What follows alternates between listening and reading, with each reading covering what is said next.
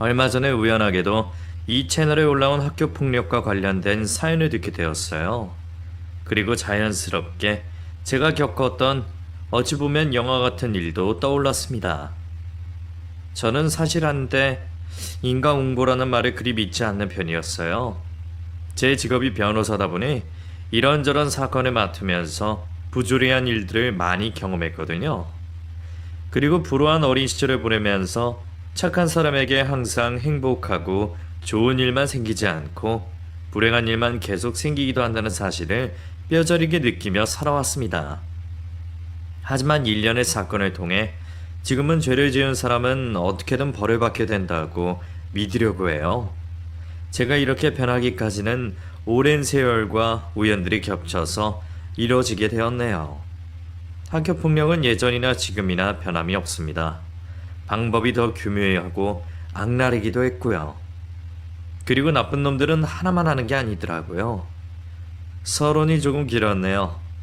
그러면 여러분에게 본격적으로 제 이야기 시작해 보겠습니다. 저는 원래 꿈이 변호사는 아니었습니다. 커가면서 제가 살아온 환경 속에서 차츰 변호사의 꿈을 꾸게 되었어요. 저희 어머니는 제가 어릴 때 돌아가셨습니다. 저는 초등학교 저학년 때까지 집에서 동생과 둘이 있는 일이 많았어요. 제 동생은 저와 8살 차이가 나고 제가 기저귀도 갈아주고 분유도 먹이면서 키웠다고 해도 과언이 아닙니다. 저희 부모님은 벽지 도배를 하는 일을 하셨습니다. 지금이야 도배사의 인식이 많이 좋아졌지만 저희 부모님 때만 해도 막노동이라고 사람들이 무시하는 경향이 있었어요. 직업에 귀천이 없는데 말이에요. 하지만 저는 저희 부모님을 단 한 번도 창피하게 생각한 적이 없습니다. 항상 저에게는 자랑스러운 분들이었어요. 윤재야, 동생 보느라 힘들었지? 엄마가 분유 타는 법만 가르쳐주고 일하러 나가서 미안해. 아니에요. 윤희가 착해서 울지도 않고 잘 웃어서 좋아요. 너무 귀여워. 그래? 그렇게 생각해주니 더 고맙네.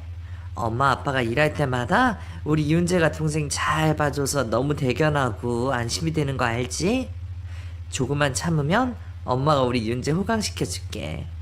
오늘 우리 윤재가 좋아하는 알사탕 사왔어. 먹을래? 우와, 사탕. 내일 친구들이랑 나눠 먹어야지. 우리 아들은 어쩜 이렇게 마음씨가 착한지 몰라. 혼자서 감춰두고 먹을 법도 한데. 나는 혼자서 먹을 때보다 친구들이랑 나눠 먹을 때가 훨씬 더 맛있어요. 그래, 그래. 그렇게 나눌 줄 알아야 돼. 멋있다, 우리 아들. 저는 활달한 성격에 어릴 때부터 공부를 잘해서 친구들에게 인기가 많은 편이었습니다. 초등학생 때까지는 남자, 여자 할 것 없이 친구들이 저희 집에 자주 놀러 왔어요. 저도 친구들 집에 자주 놀러를 갔고요. 저희 집은 부모님 계시지 않는 시간이 많았고 친구들은 제 동생이 귀엽다며 좋아했어요. 제일 친했던 친구는 초등학교 3년 동안 같은 반이었던 재식이었습니다. 재식이는 항상 저희 집에 오면 라면을 먹고 싶어 했어요. 저희 집에는 라면이 많았거든요. 윤재야, 너희 집에 라면 많지? 나 라면 먹고 싶은데. 우리 어머니는 라면 몸에 안 좋다고 절대 안 해줘. 그래? 내가 끓여줄까? 끓여줘. 알았어. 조금만 기다려. 제가 어릴 때부터 라면을 기가 막히게 잘 끓였거든요. 지금도 저는 제가 끓이는 라면에 자신이 있습니다. 아무튼 당시에 제식이 부모님도 맞벌이 부부셔서 저희 집에 와서 자주 놀다 가고 저도 제식이네 집에 놀러 가기도 했습니다. 제식이네 집은 저희 집과는 형편이 아주 달랐어요. 어마어마하게 큰 평수의 아파트에 가사일을 도와주는 분까지 두고 있었습니다. 초등학교 저학년 때까지만 해도 제식이는 저와 같이 1, 2등을 다툴 만큼 공부도 잘했어요. 그리고 방 2개짜리에 다세대 주택 지하인 저희 집에 와도 본인의 크고 쾌적한 집과 비교도 하지 않았습니다. 그때까지는 순수했던 것 같네요. 제식이네 집에 놀러가면 제가 해보지 못한 게임기도 있었고 비디오 테이프를 볼 수도 있어서 어린 저는 마냥 신기했습니다. 우와, 제시가 너희 집에는 없는 게 없다. 이거 한번 해봐도 돼? 아, 당연하지. 너니까 시켜주는 거야. 마음껏 해. 나는 너무 많이 해서 질렸어. 어떻게 집에서 게임을 할 수가 있냐? 오락실 안 가도 되다니. 진짜 신기해. 신기하긴. 내일은 너희 집 가서 라면 먹자. 그래, 내가 맛있게 끓여줄게. 그날 늦게까지 제식이네 집에서 놀다가 처음으로 제식이네 부모님을 뵙게 되었습니다. 오시자마자 야단을 치시더라고요. 야, 한재씨. 너 학원 안 갔어? 얘는 누구야? 안녕하세요. 저 재식이랑 같은 반 친구 박윤재예요. 박윤재? 네가 우리 아들 제치고 1등하는 박윤재구나. 근데 얘가 뭐 이렇게 후줄근하게 생겼어? 너희 부모님은 내가 이때까지 안 들어오면 걱정 안 하시니? 너 어디 사니? 저 땡땡주택 지하에 사는데요. 뭐? 참, 제시가 이렇게 급이 안 맞는 애랑은 노는 게 아니야. 너희 부모님은 뭐 하셔? 무슨 일 하냐고? 저는 그때 살면서 처음으로 가난에 대한 편견을 느끼게 되었습니다. 항상 당당했던 저는 제식이 어머니의 물음에 대답을 하지 못하겠더라고요. 뭐 하시냐고?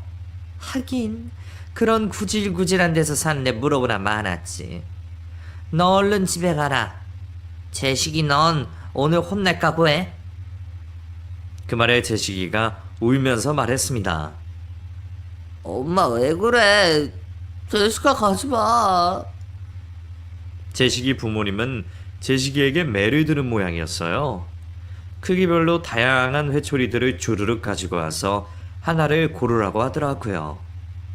아줌마, 제식이 때리지 마세요. 넌 헛소리 말고 얼른 가기나 해. 꺼져.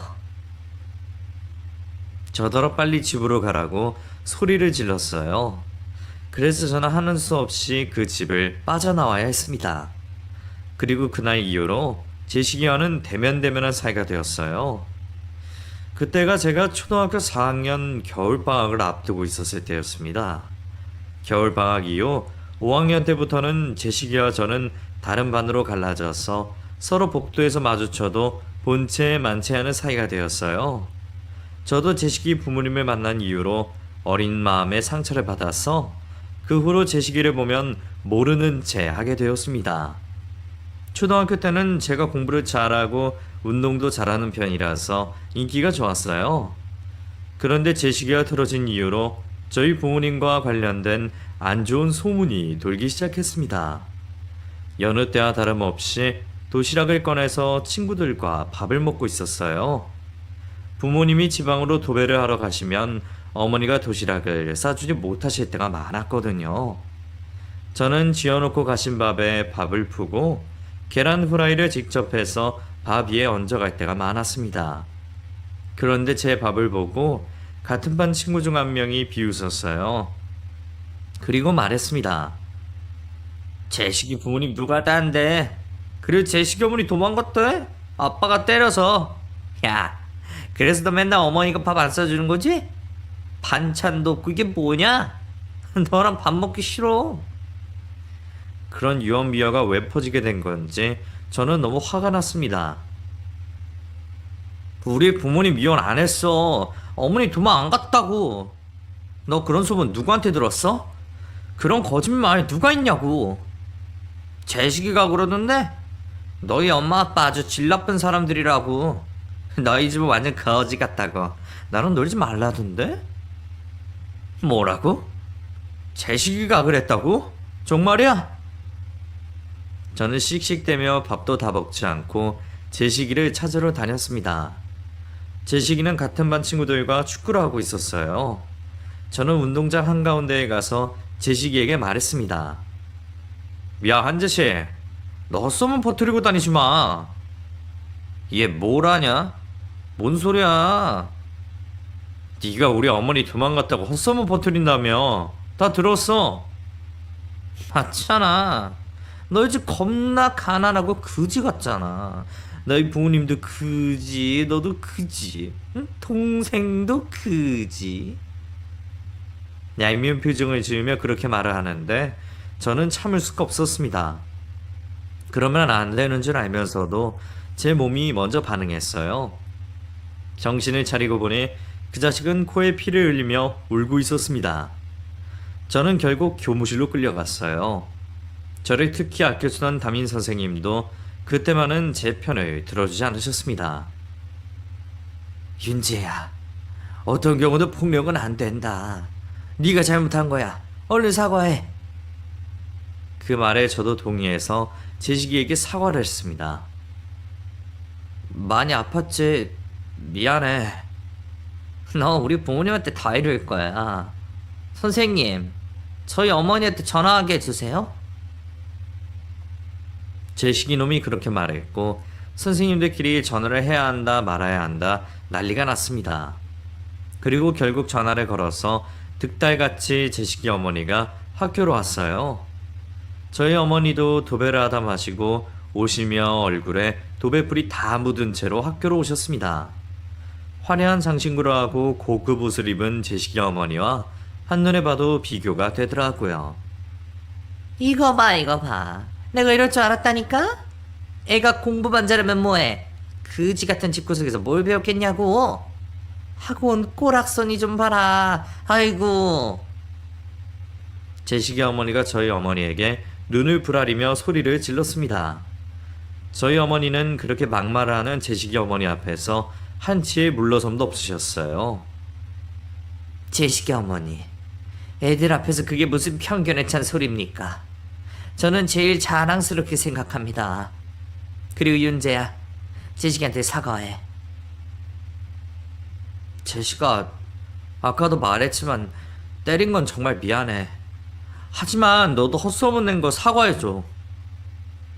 저는 풀이 죽어서 그렇게 말했고 제식이는 지 엄마 뒤에 숨어서 저를 노려보기만 했습니다. 그리고 제식이 엄마가 말했어요. 아유, 제식이가 코피가 나고 먹는 거 보이죠? 치료비 청구할 테니까 그런 줄 알아? 치료비요? 왜? 그지 같은 집구석 돈 이야기가 나오니까 걱정되나 봐? 100만 원은 나오겠지? 100만 원이요? 당시 100만 원이면 저희 어머니가 한 달 내내 쉬지 않고 도배를 해야 벌 수 있는 돈이었습니다. 그런 저희 집 사정을 알면서 일부러 그렇게 말을 한 거예요. 그 돈 못 주지? 그럼 우리 제식이랑 내 앞에 무릎 꿇고 빌어? 제식 엄마가 으름장을 놨고 저는 그 말을 듣자마자 무릎을 꿇으려고 했어요.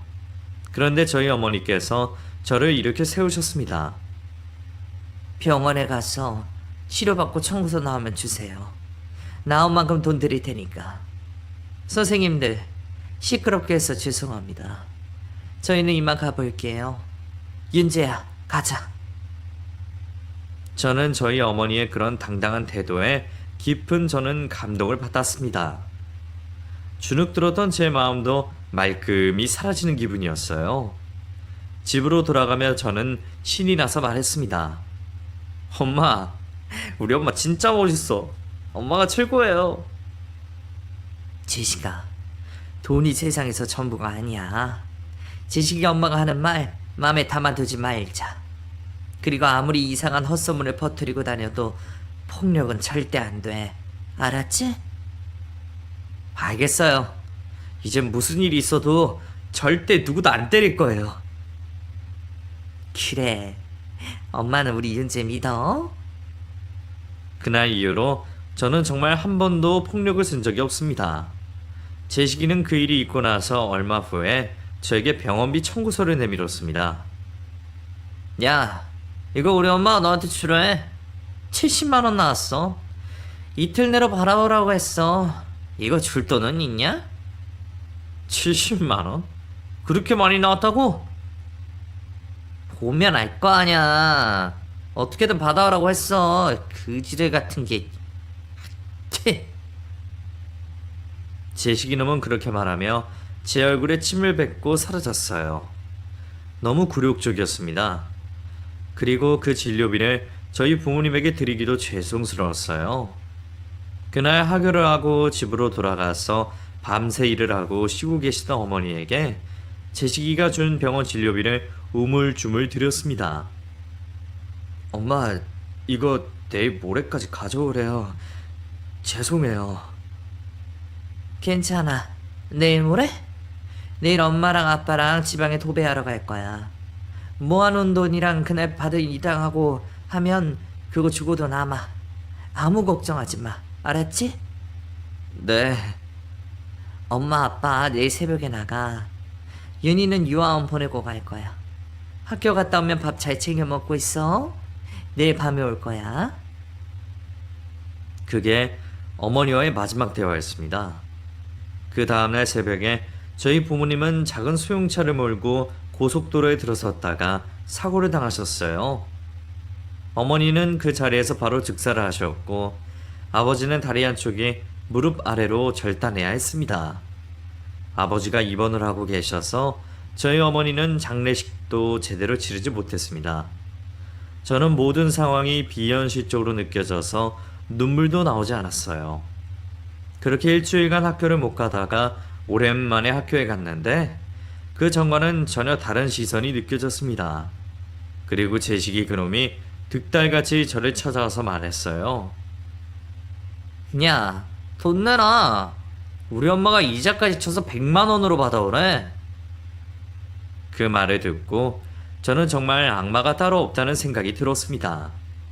저희 부모님의 소식을 들어서 알 텐데 어떻게 끝끝내 돈을 받으러 올 생각을 하는지.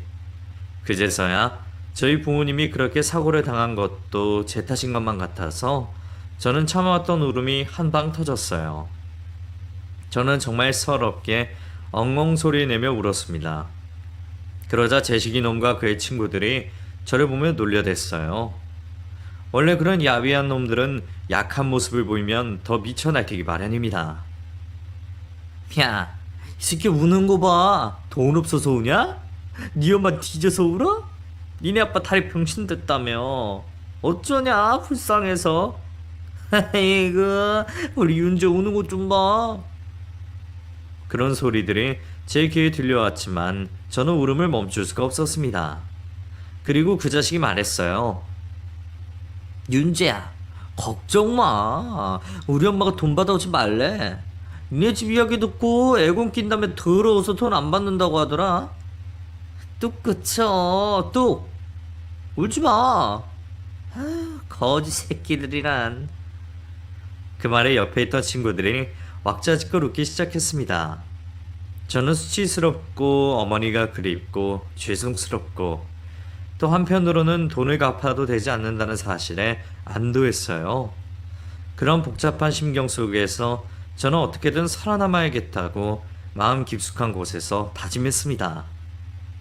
어머니가 돌아가신 후에 저희 집은 정말 더 가난해졌어요. 아버지는 더 이상 도배일을 하지 못하셨습니다. 저는 중학교에 가면서부터 아르바이트를 시작했어요.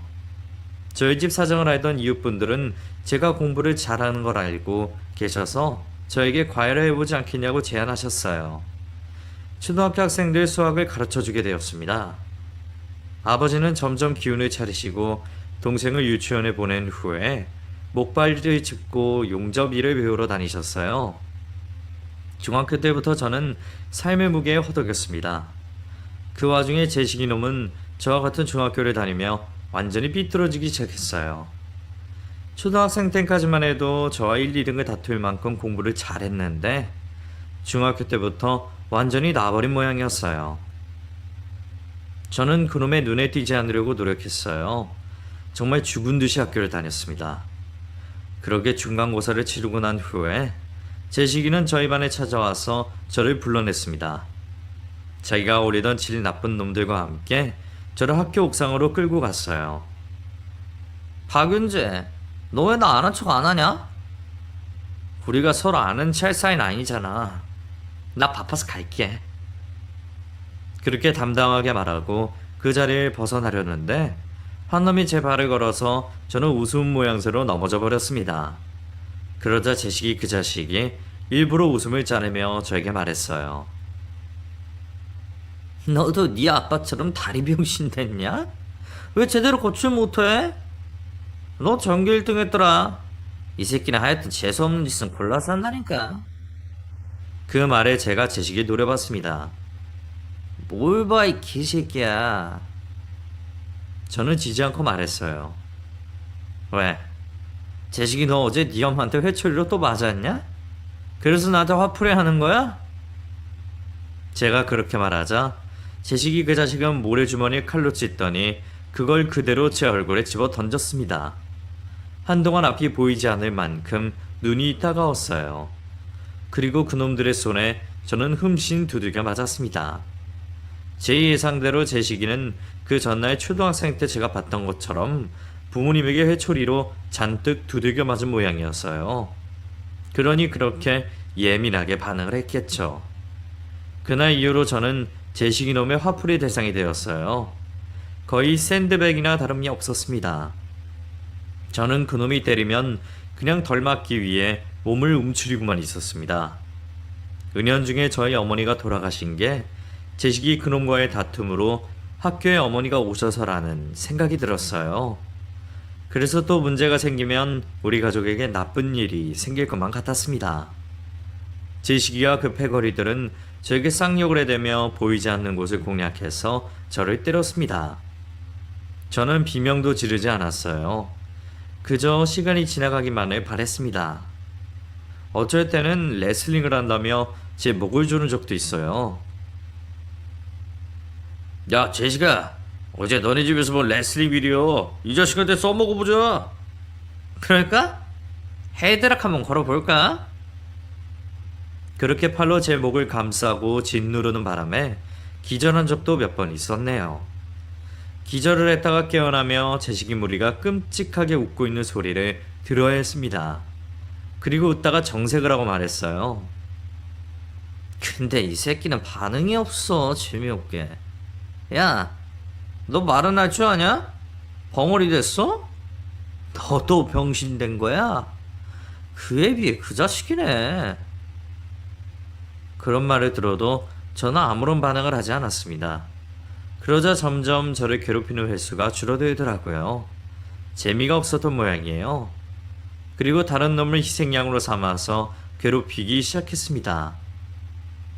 그 친구도 저처럼 가난했고 공부를 잘하지는 못하는 친구였어요. 그 친구를 심하게 괴롭히다가 그 친구가 병원에 실려간 적이 있습니다. 그때 저는 그놈들의 실체를 학교에 다 까발렸어요.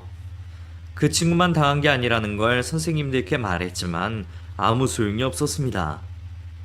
그때부터 저는 변호사의 꿈을 키우기 시작했어요. 세상에 억울한 사람들을 변론해주는 변호사가 되고 싶다고 막연히 생각하게 되었습니다. 그렇게 끔찍한 중학교 생활을 버틴 후에 저는 인문계 고등학교에 입학하게 되었어요. 다행히 제식이 놈과는 다른 학교로 배정을 받아서 더 이상 그놈 얼굴을 볼 일이 없었습니다. 제 여동생은 초등학교 저학년이었고 저는 동생은 그런 학교 폭력이나 부주의한 사회를 경험하게 하고 싶지 않았어요. 윤희야, 학교 친구들이랑 잘 지내고 있어? 응. 오빠, 친구들이랑 잘 지내. 혹시라도 괴롭히는 애들 있으면 혼자 끙끙 앓지 말고 오빠한테 다 말해야 된다. 안 괴롭혀. 우리 다 사이좋게 지내. 기래. 혹시나 해서 하는 소리야. 저는 동생이 저처럼 혼자서 앓다가 속이 골마 터지는 일이 생기지 않길 바랬습니다. 다행히 동생은 저 같은 경험을 하진 않았어요. 아버지는 용접 일을 열심히 하셨고 저희 집은 예전처럼 어느 정도 안정을 되찾았어요. 그리고 저는 정말 몸을 아끼지 않고 열심히 공부를 했습니다. 덕분에 전교 1등을 놓친 적은 단 한 번도 없었네요. 고등학교 때 제 시기의 소식을 들은 적이 있습니다. 결국에는 학교 폭력이 심해져서 선생님들도 감싸주기 어려워졌고 다른 지역으로 강제 전학을 갔다고 했어요. 소년원에 들어가도 이상하지 않을 만큼 나쁜 짓을 많이 한 놈인데 강제 전학이면 정말 빽이 있기 때문에 그렇게 된 거라고 밖에는 설명할 수 없었습니다. 무전유죄, 유전무죄라고 하잖아요. 저는 세상을 완전히 바꾸고 싶었어요. 그렇게 고등학교 졸업했지만 저는 가정 형편상 대학에 갈 수 없었습니다. 아버지는 빚을 내서라도 대학에 보내주겠다고 했지만 저는 사법고시라는 목표가 있었기에 그 돈으로 책이나 사주시라고 했어요. 윤재야, 아빠가 어떻게 해서든 너 대학은 보낼 거야. 서울에 가고도 남을 놈이 왜 대학을 안 간다고 해? 아빠, 저는 대학 안 가도 돼요. 저 사법고시만 패스하면 바로 변호사 될 거예요. 문제집이랑 책이나 사주세요. 그래도 윤재야. 아버지, 저 정말 괜찮아요. 저는 고등학교를 졸업하고 정말 코피가 나면 코에 휴지를 꽂아 놓고 하루에 잠 4시간씩 자면서 열심히 공부를 했습니다. 몸이 편찮으신 아버지의 부담을 덜어드리기 위해서 일도 해야 했어요. 그리고 동생 공부도 봐줬습니다. 그렇게 제 주변 환경 핑계대지 않고 열심히 공부를 한 끝에 저는 25이 되어서 결국에 사법고시에 패스하게 되었습니다. 정말 꿈만 같았어요. 2년간 사법연수원에서 열심히 지낸 후에 27부터 저는 변호사로 일을 시작했습니다. 주위에 같은 사법연수원 동기들은 유명한 로펌에 들어가서 일을 하기도 하고 자기 사무실을 차리는 녀석들도 있었어요. 저는 돈을 보고 일하기보다는 사회적으로 약한 사람들을 변호해주는 인권 변호사가 되고 싶었습니다. 그래서 제 선배 인권 변호사분의 사무실에 들어가서 일을 시작했어요. 선배분은 저를 보고 말씀하셨어요. 야, 너는 돈도 안 되는 우리 사무실에 왜 들어오려고 하냐? 돈 되는 일을 해. 선배님도 하시는데 제가 왜 못해요? 저는 돈보다 정의가 우선입니다. 윤재야, 만만치 않을 거야. 사실 네가 우리 사무실에서 일하겠다고 해서 내가 얼마나 기쁜지 모른다? 다들 돈만 쫓느라 양심에 가책도 없이 부자들, 나쁜 놈들 변호해주고 사는데 고마워. 고맙긴요. 제 꿈을 펼치게 해주셔서 제가 더 감사하죠. 저는 본격적으로 사건 의뢰를 받기 시작하면서 정말 억울한 일을 당한 분들을 많이 봤습니다. 공사장에서 일을 하다가 다쳤는데도 산업재해를 인정받지 못해서 보상금도 받지 못하는 피해자부터 시작해서 정말 다양한 곳에서 억울한 피해를 당한 분들을 많이 만났습니다. 저희 변호사 사무실이 사회적 약자 편에 선다는 사실을 많이들 알고 계셔서 억울한 일을 당하고 돈이 없는 많은 분들이 저희 사무실에 와주셨어요. 저는 최선을 다해 변론을 했지만 사회의 거대한 벽에 부딪혀 무너질 때도 많았습니다.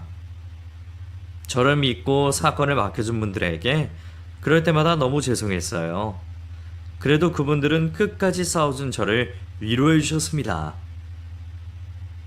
그래도 변호사님 덕분에 세상 살림을 얻었어요. 다들 포기하라고 하는데도 변호사님은 저희를 위해 끝까지 싸워주셔서 너무 감사해요. 그런 말들을 들을 때마다 저는 힘을 얻었어요. 가끔 계란으로 바위치기라는 기분이 들 때면 항상 그 말을 떠올렸습니다. 다른 변호사만큼은 아니지만 그래도 돈을 벌어서 예전보다는 저희 가족이 살만해졌어요. 그래서 집도 아파트로 이사를 했습니다. 제 동생도 명문대에 입학을 하게 되었어요. 장학금을 받고 입학을 해서 아르바이트를 하며 자기 용돈을 벌더라고요. 정말 대견했습니다. 그리고 저는 사법연수원 동기와 모임에서 만난 여자와 연애를 하게 되었어요. 동갑인 그 친구도 저와 가치관이 같아서 말이 잘 통하고 만나면 아무것도 안 했는데 미소가 지어지더라고요. 이게 사랑이구나 싶었습니다. 그래서 연애를 하고 결혼을 하게 되었어요. 아내의 부모님이 반대를 하셨지만 차차 제 진심을 알아주셔서 결국 결혼까지 하게 되었습니다. 사실 제가 경제적으로 많이 부족하긴 했지만 저만큼 아내를 사랑해줄 사람은 없다고 자신할 수 있었어요. 그렇게 결혼을 하고 아이까지 낳고 잘 살던 30대 후반 무렵이었습니다. 60대로 보이는 마른 체격의 한 노인분이 저희 변호사 사무실로 찾아오셨어요. 제가 참다 더는 못 참아서 왔습니다. 직장을 차려도 어쩔 수 없다는 절박한 심정으로 왔어요. 그냥 무작정 오긴 했는데 제가 돈이 없어서. 그분은 다짜고짜 그렇게 말씀하셨습니다. 그리고 어느 고급 아파트에서 경비원으로 일을 하시면서 한 주민에게 지속적으로 폭력을 당했다고 말씀하셨어요. 그놈이 술에 취한 건지 약에 취한 건지 저만 보면 못 잡아먹어서 안달이었어요. CCTV가 보이지 않는 곳에 끌고 가서 저를 쥐잡듯이 잡기도 했습니다. 아휴, 힘드셨겠어요. 혹시 병원 진단서랑 폭력을 입증해줄 사람들이 있나요? 주민들이 많이 봤어요. 제가 갈비뼈에 금이 가서 병원에 입원을 했다가 퇴원하고 온 거거든요. CCTV가 찍힌 것도 있습니다. 한번 보실래요? 그분은 따님이 USB에 담아준 영상을 저에게 내밀었어요. 그리고 저는 그 영상을 보자마자 제 눈을 의심했습니다. 살이 많이 찌고 나이가 들긴 했지만 한눈에 그놈을 알아볼 수 있었어요. 초등학교 때부터 중학교 때까지 저를 괴롭힌 한재식, 그 자식이었습니다. 혹시 가해자 이름이 한재식 맞나요? 어떻게 하셨어요? 그놈 정말 인간의 탈을 쓴 악마예요. 제발 좀 처벌해 주세요. 부탁드립니다. 그분은 그렇게 말씀하시며 닭똥 같은 눈물을 뚝뚝 흘리셨어요. 나이가 들어도 약자를 괴롭히는 버릇을 못 고쳤구나 싶은 생각도 들고, 예전에 제가 어려운 시기에 꾹꾹 참으며 당했던 폭력의 기억들이 떠올라서 괴로웠습니다. 그리고 저는 그놈을 어떻게든 엄벌에 처하리라 다짐을 했어요. 어르신, 걱정하지 마세요. 제가 이놈 죄가 단단히 치르게 할게요. 수임료 걱정을 하지 마세요. 제가 돈 안 받고 변호해 드릴게요. 아휴, 그래도 돈을 안 받고 어떻게 일을 하시려고. 제가 어떻게든 마련할게요. 아닙니다. 정말 괜찮아요. 나쁜 짓을 한 놈은 그에 합당한 벌을 받아야죠. 돈 걱정하지 마세요. 돈 안 받는다고 일 제대로 처리 안 할 거라는 걱정도 마시고요. 저 어느 때보다 최선을 다할 겁니다. 그리고 그분이 겪은 일들을 들으면서 그 자식이 얼마나 더 비열해졌는지 알 수 있었습니다. 경비실에 둔 택배를 본인 집 앞까지 가져다 놔두지 않았다며 때리기도 하고, 엘리베이터 수리를 해서 계단을 걸어 올라가야 했다며 말도 안 되는 이유로 폭행을 했던 겁니다. 제정신이라면 자기 아버지 뻘 되는 분에게 그렇게 함부로 대할 수가 있었을까요? 듣는 내내 그분의 고통이 그대로 전해져서 괴로웠습니다. 저도 당해봐서 아닐까요? 저는 그냥 저만 참으면 될 줄 알았어요. 근데 제가 죽겠더라고요.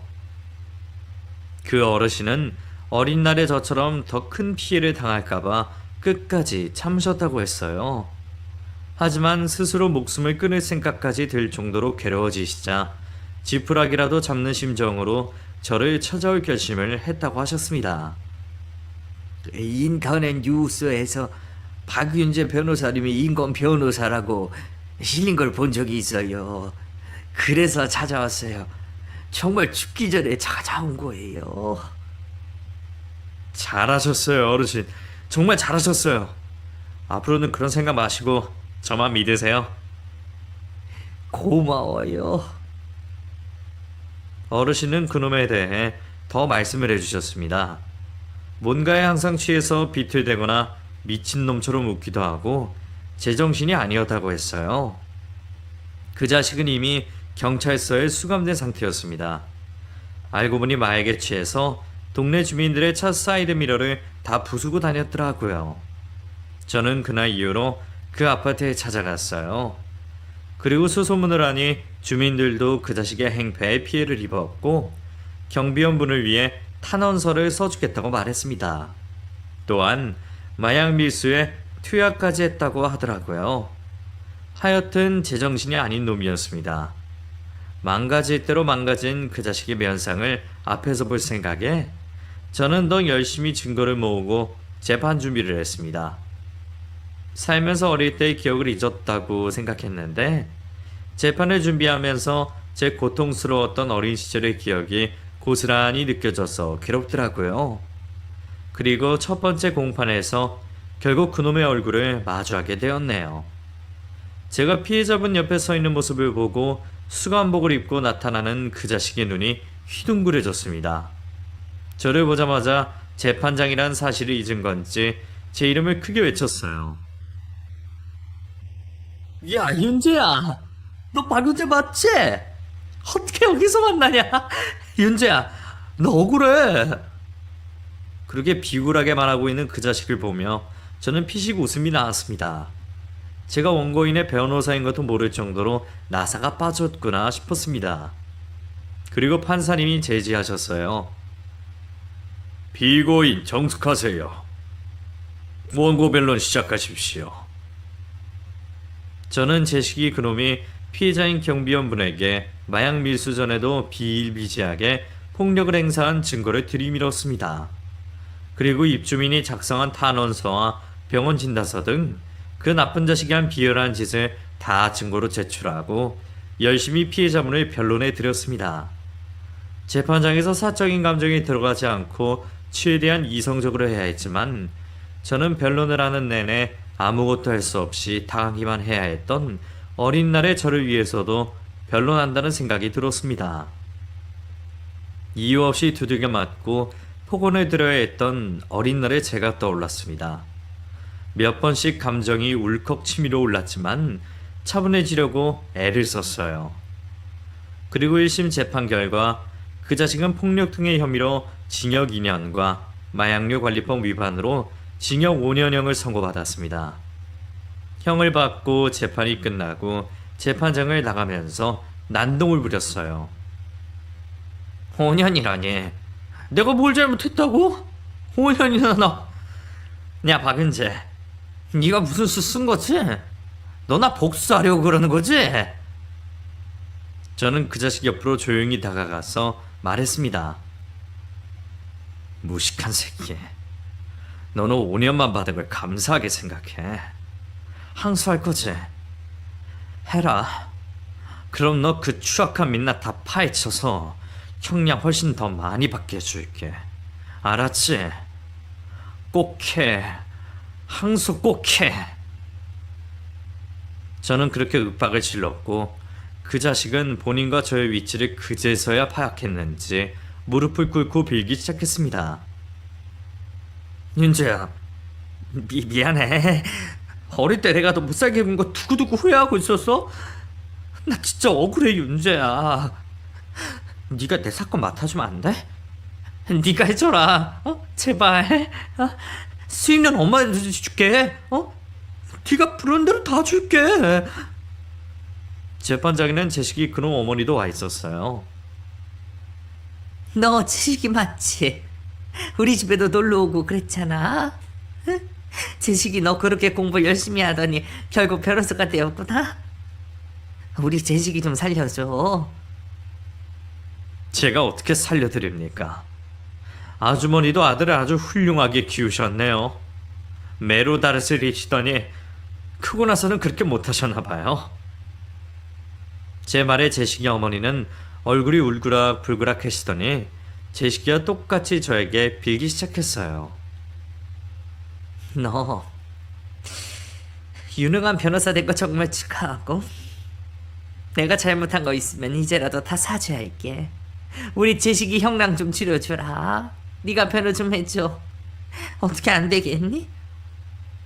윤재야, 제발 나 좀 살려줘.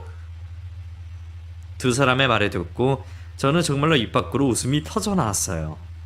한참을 웃었습니다. 그리고 제식이 그놈에게 말했어요. 야, 나는 너 같은 쓰레기 변호하려고 내가 잠도 안 자고 죽을 듯이 노력해서 변호사 된 것 같아? 너 같은 나쁜 놈들 제대로 죄값 치르게 하는 게 내 삶의 목적이라고.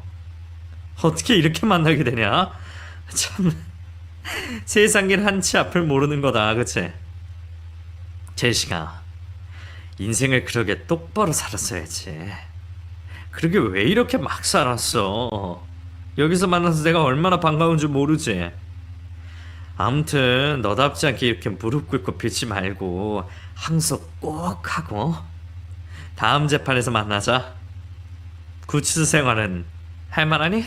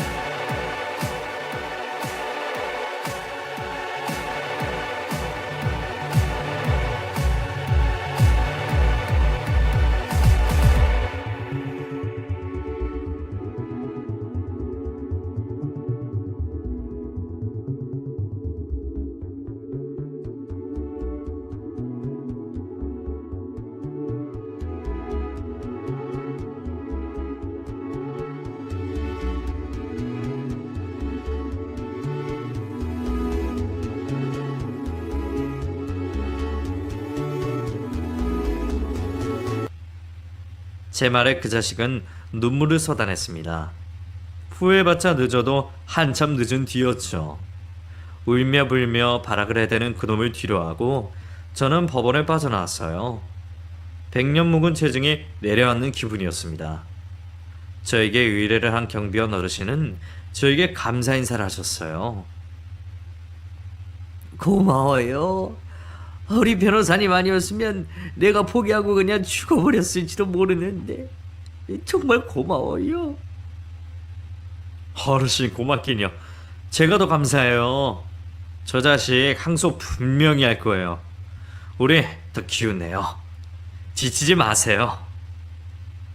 제가 그렇게까지 이야기했는데 아니나 다를까 항소를 하더라고요. 유명한 로펌 변호사까지 섭외를 한 모양이었습니다. 저는 악착같이 매달려서 그놈의 다른 범죄 사실까지 탈탈 털어서 찾아냈어요. 마약을 밀반입하고 투약한 것뿐만이 아니라 유통까지 했더라고요. 결국 가중처벌로 그놈은 징역 8년을 받게 되었습니다. 제 말대로 항소를 안 하느니만 못하게 된 거죠. 정말 후련했습니다. 더 이상은 항소도 하지 않았어요. 저는 제 의뢰인분의 변호를 함과 동시에 저 오래된 한을 풀 수 있게 되었네요. 그 자식이 그렇게 나쁜 짓을 하고 살다 보니 돌아 저를 만나게 된 게 아직도 정말 신기합니다. 운명이라는 걸 잘 믿지는 않는 사람인데 지금은 어느 정도 어떤 사람의 인연에 대해서 믿게 되었어요. 인연이든 악연이든 한번 얽힌 관계는 어떻게든 매듭을 짓게 되는 모양입니다.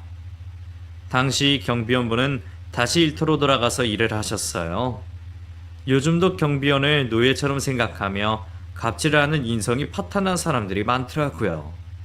몇 년 전에는 자살한 경비원분도 있었고 최근에는 경비실에 에어컨을 틀지 못하게 하는 입주민에 대한 기사들도 접했어요. 그걸 보면서 변하지 않는 세상의 추악한 모습에 한숨이 나오기도 했네요. 사람은 모두 평등하게 존중받아야 할 권리가 있습니다. 죄를 지으면 그에 합당한 죄값을 치러야 하고요. 말할 필요도 없는 이런 자연스러운 이치가 통하는 세상이 되었으면 좋겠습니다. 제식이 그놈은 1, 2년 전에 출소를 했을 거예요. 그 부유한 집도 쫄딱 망했다는 소식도 들었습니다. 그럴 리가 있을지 모르겠지만 만에 하나 제식이 그놈이 제가 보낸 사연을 듣게 된다면 한마디 하고 싶은데 해도 될까요? 제식아, 교도소에서 생활하면서 네가 산 인생에 대해서 다시 되돌아보고 반성하는 시간을 갖고 나왔길 바란다. 네가 조금 돈이 많다고 약자를 괴롭혀도 되는 권한이 주어지는 건 아니야. 알지? 또다시 그런 범죄를 저지르면 너는 나랑 다시 법원에서 마주치게 될 거고 또 교도소에 들어가겠지. 한 번이 어렵지 두 번, 세 번은 쉬운 일이니까. 앞으로의 네 삶은 네가 선택하는 거다. 정신 차리고 살아라. 오늘 여기에 사연을 보내기 위해서 제 지난 날을 다 털어내니 정말로 제 속에 남은 찌꺼기들도 다 쓸려나가는 것처럼 후련한 기분이 듭니다. 이런 사연 채널이 있어서 정말 다행이네요. 어디 가서 제가 제 이야기를 이렇게 할 수가 있겠어요. 정말 감사합니다. 들어주신 여러분들도 감사하고요. 저는 앞으로도 약자의 편에 서서 그들을 위해 일하는 일꾼으로 열심히 살아가겠습니다. 여러분, 날이 많이 더운데 항상 건강 조심하시고요. 좋은 일들만 가득하시기를 바랄게요.